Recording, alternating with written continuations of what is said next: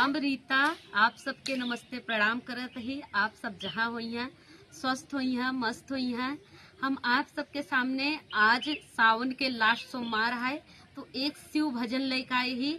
आप सब शिव जी के भजन के सुनिया समझिया और हमरे चैनल ऋतुजा अवधि लोकगीत के लाइक करिया, सब्सक्राइब करिया और शेयर करिया और कमेंट कर बताइया कि आप सबके हमारे गीत कैसे लाग। जे लोग हमारे चैनल के इतना सारा प्यार देते हैं, सपोर्ट करते हैं, उनका हमारी तरफ से बहुत बहुत धन्यवाद।